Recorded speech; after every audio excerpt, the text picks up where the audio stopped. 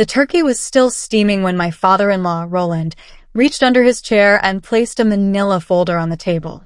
He slid it toward me slowly, deliberately, the way you slide something when you want everyone in the room to see exactly what you're doing. "Sign it," he said. Just those 2 words. No build-up. No apology. I looked down. Divorce papers. Already filled out, already dated, my name printed neatly at the top like they had been waiting for the right moment. I looked at my husband, Marcus. He was staring at his plate. 12 people sat around that table. His aunts. His cousins. His mother, Beverly, with her hands folded in her lap. Everyone watching. Everyone waiting. My hands trembled under the table where nobody could see them. But at the far end, my best friend Iris tightened her grip on something inside her purse. "My name is Camille. Thank you for listening to my story. I'd love to know where you're watching from. Drop a comment below. If this story resonated with you, please subscribe, like, and hit the bell so you never miss the next one. Every share helps these stories reach someone who needs to hear them. Let's keep the conversation going." Roland didn't rush. That was the thing that frightened me most. How calm he was. He had rehearsed this. He had planned it down to the setting, the timing, the audience. He explained, in a voice smooth as polished wood, that I had been a drain on the family, that I had held Marcus back from opportunities, that the marriage had run its course and everyone at the table, he gestured broadly, could see it. Marcus nodded once. Small and quick, like a child agreeing with a teacher he was afraid of. Then Roland added the part that made my stomach turn completely over. Marcus had already moved on. There was someone else. Someone Roland approved of. Someone who fit the family's plans better than I ever had. They had mapped out his entire next chapter without once telling me the current one was ending. Iris stood up from her chair. She didn't say anything loudly. Iris never needed to. She was the kind of person whose stillness commanded more attention than most people's shouting. She walked the length of the table, set an envelope in front of me, and bent close to my ear. "Open it," she whispered. I looked up at her. Her expression was steady. Certain. The face of someone who had been carrying something heavy for a long time and had finally decided to put it down. I opened the envelope. Inside were documents. Printed emails. Financial records with dates and account numbers highlighted in yellow. Pages and pages of careful, organized information. I didn't understand all of it immediately, but I understood enough. Money had been moving. Quietly. Repeatedly. Through accounts connected to Roland's business and routed in ways that, on paper, pointed directly toward me. I looked up slowly from the pages. Roland's confident smile flickered. Just once. Just for a second. But I saw it. I set the papers down carefully, the way you set down something fragile. Then I looked at Roland across the table, past the turkey, past the candles, past all the careful decoration of a family that wanted very badly to appear perfect. "I think," I said quietly, "you're accusing the wrong person." The table went absolutely still. Roland's smile returned, but it was different now. Tighter. Less certain. The smile of a man recalculating something he thought was already decided. Marcus finally looked up from his plate. His face had changed too. The coached blankness was gone, replaced by something raw and unguarded. Fear. Not fear of me. Fear of what was in that envelope. Fear of what it meant that Iris had brought it here, to this table tonight, in front of everyone. He knew what those documents were. Maybe not every detail, but enough. His hands, flat on the tablecloth a moment ago, curled slowly into fists. Iris hadn't acted on impulse. I learned that later, but I could already sense it sitting there at that table, the way she had positioned herself at the far end, close to the door, documents already organized and ready. She had been planning this moment for months. Iris worked in financial compliance. It was quiet, detail-heavy work that most people didn't fully understand, which was exactly why she was so good at it. She noticed patterns that other people dismissed as coincidence.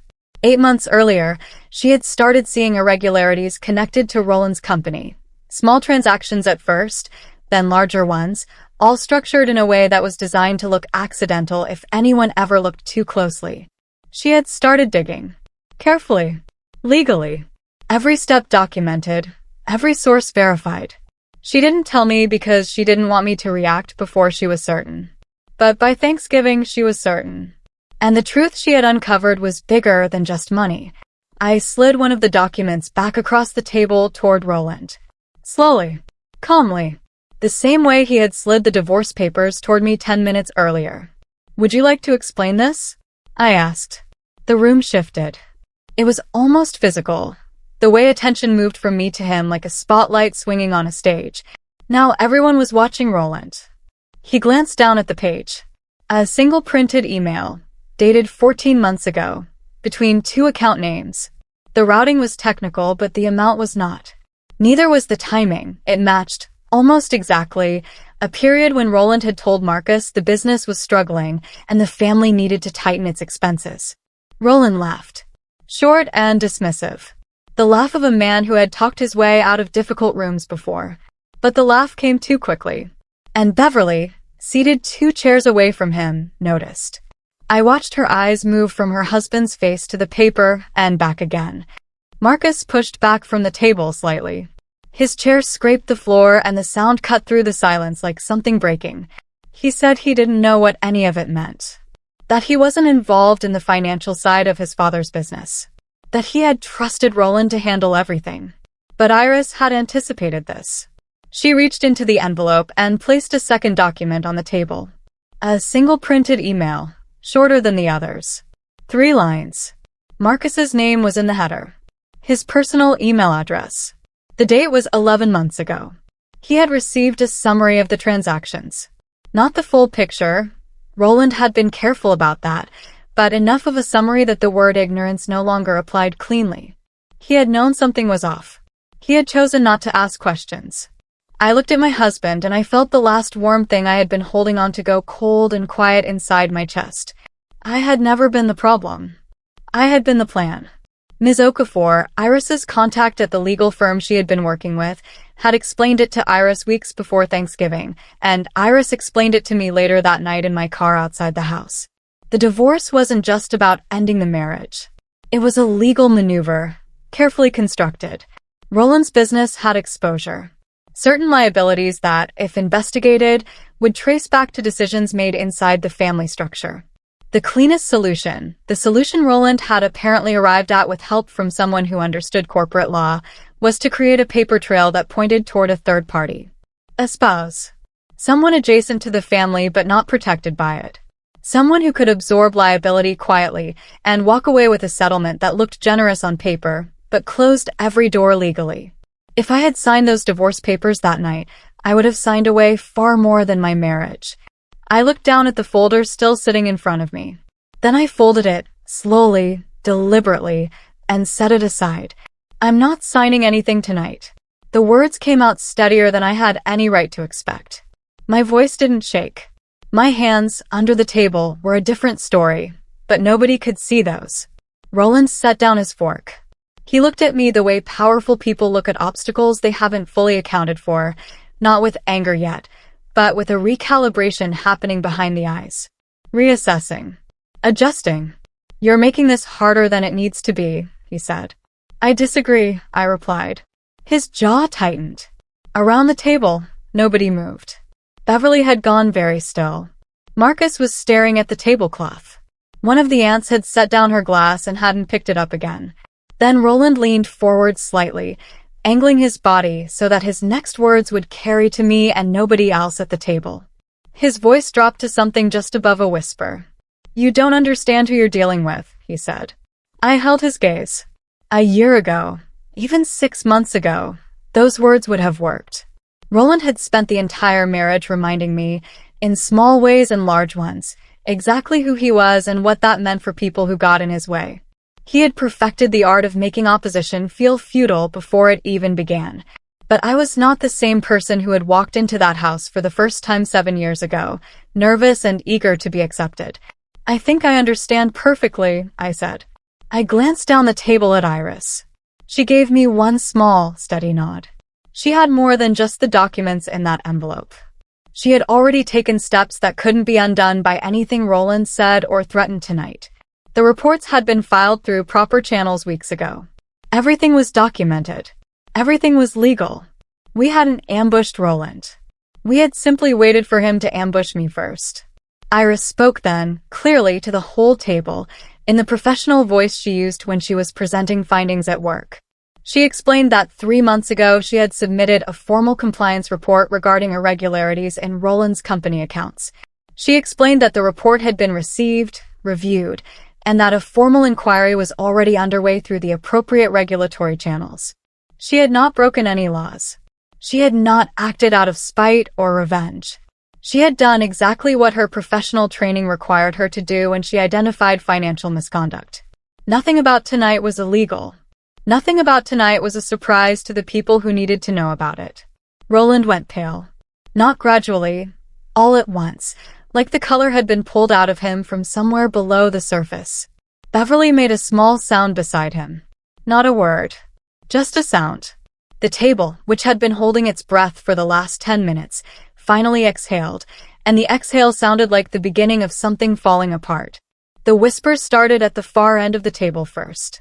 Marcus's aunt leaned toward her husband and said something I couldn't hear. His cousin, a quiet man named Warren who had never once made eye contact with me at family gatherings, looked up from the documents I had slid toward the center of the table and looked directly at Roland. "Is this true?" Warren asked. Not loudly. Not accusingly. Just a plain question from a man who had trusted this family for a long time and was now, in real time, recalculating what that trust had been built on. Roland started to answer. He began with the word context, always a warning sign, the word people reach for when the facts themselves can't be defended. But Beverly put her hand on his arm. Not to support him. To stop him. She looked at her husband the way you look at someone when you are beginning to understand something you should have understood a long time ago, and the understanding is arriving too late and all at once. The perfect family image was cracking. Right there at the Thanksgiving table, in real time, in front of everyone. Warren's wife stood up first. She folded her napkin, set it beside her plate, and excused herself quietly. No drama. No speech. Just a decision made and acted on. Her husband followed 30 seconds later, pausing only to squeeze my shoulder once as he passed my chair. That small gesture, unexpected, unannounced, nearly broke through the wall I had built around myself to get through that evening. A cousin at the far end gathered her children without explanation. The table, which had been full and loud and steaming with food 20 minutes ago, was now half empty and absolutely silent, except for the sound of chairs and the distant noise of coats being retrieved from the hallway. Marcus reached across the table toward my hand. I moved my hand to my lap. He looked at me then with an expression I had seen on his face before, the one he used when he knew he had done something wrong but was hoping I would meet him halfway and pretend otherwise. I had met him halfway for 7 years. I didn't move my hand back. He tried quietly, leaning close, speaking in the low, urgent voice he used when he wanted a conversation to stay private. He said he had been trying to protect the family, that Roland had pressured him, that he hadn't known the full extent of what his father had done, and by the time he understood more than he wanted to, it had felt too late to change course. He said a lot of things, most of them true in the way that partial truths are true, accurate in the details but dishonest in the overall picture they painted. I let him finish. Then I said, calmly and clearly, the thing I had known for a long time but had never allowed myself to say out loud. You weren't protecting the family, Marcus. You were protecting yourself.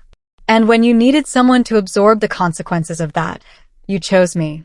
He opened his mouth. Then he closed it again. He was losing me. Not in the dramatic way of a loud argument or a slammed door. In the quiet, permanent way, the way a tide goes out and doesn't return. I watched him realize it. I picked up the divorce papers. Everyone still at the table watched me. Roland watched me most of all, his face a careful arrangement of composure that no longer quite held together the way it was meant to. I looked at the papers for a moment. My name typed neatly. The date. The signatures already in place where they needed to be, except mine. Then I slid the folder back across the table and signed. I'll have my lawyer handle this, I said. 5 words. No raised voice. No tears. No dramatic pause. But the effect was immediate and complete. The power that had sat on Roland's side of the table from the moment he first reached under his chair, all of it crossed over in those 5 words. Everyone felt it. Even Roland felt it. His voice, when he finally spoke, had something in it that I had never once heard in 7 years of family dinners and holidays and Sunday lunches. It cracked. Just slightly. Just once. But it cracked. I left the house that night with Iris beside me and my coat over my arm, walking out the front door the same way I had walked in, upright, measured, not running. I did not go back for my things that week. I sent a formal request through my lawyer, a sharp and efficient woman named Ms. Adiz, who handled the logistics with exactly the kind of detached precision I needed and could not have managed myself. I moved into a short-term rental. Small, clean, quiet. A kitchen window that looked out onto a courtyard with a single tree. I made coffee in the mornings and sat with it and breathed. The formal investigation, which Iris had set in motion months before Thanksgiving, accelerated quickly once the regulatory body had the additional documentation from the envelope. More evidence surfaced during the discovery process. Transactions that hadn't appeared in Iris's initial report, decisions that had been buried in subsidiary accounts. It was worse than either of us had expected. Roland's business partners began to distance themselves within 2 weeks of Thanksgiving. It happened the way these things always happen with people who have built their reputations on association, quietly at first, then all at once. A scheduled meeting postponed with no rescheduling. A contract renewal that went silent. A phone call that went to voicemail and stayed there. The company didn't collapse overnight. But the architecture of trust and reputation that Roland had spent decades building began to show the cracks that had always been there, now that people were looking. I heard most of this secondhand through Ms. Adiz, who kept me informed as it was relevant to my case.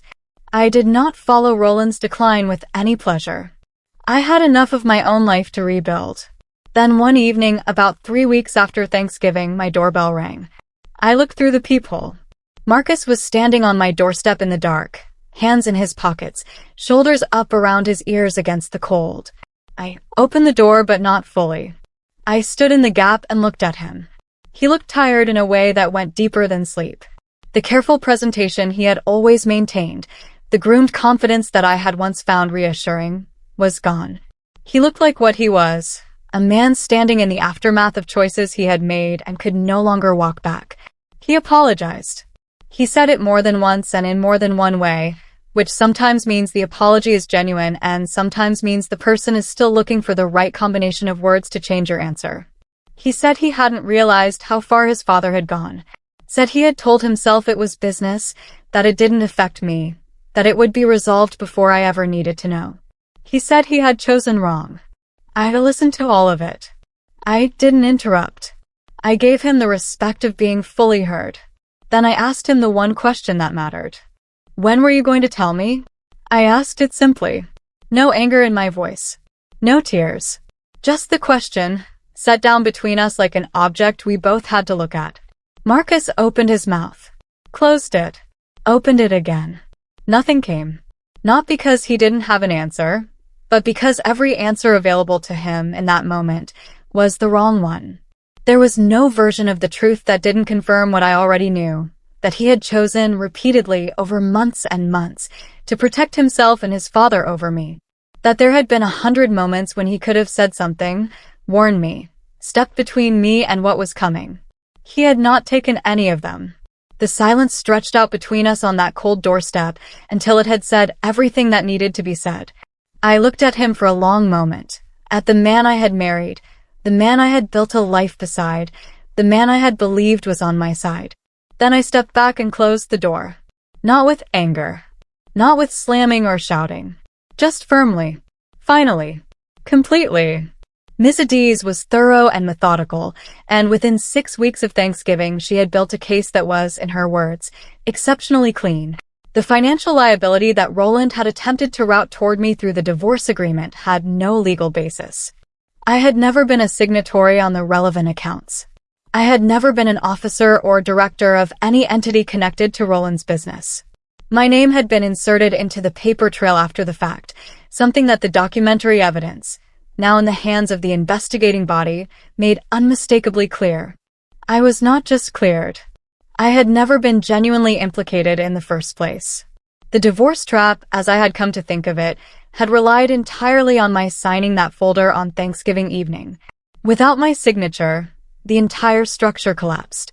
I had simply refused to sign. That refusal, those 5 quiet words at the table, had been enough. Someone else was now fully, completely, and publicly exposed. Roland was formally removed from his position as director of his company on a Wednesday morning in January. There was no dramatic scene. No courtroom moment. No public statement from him.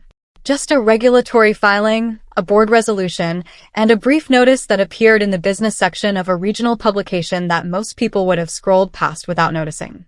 But in the circles where Roland had built his life, the industry contacts, the business community, the network of relationships he had cultivated over 30 years, the notice landed like a stone in still water.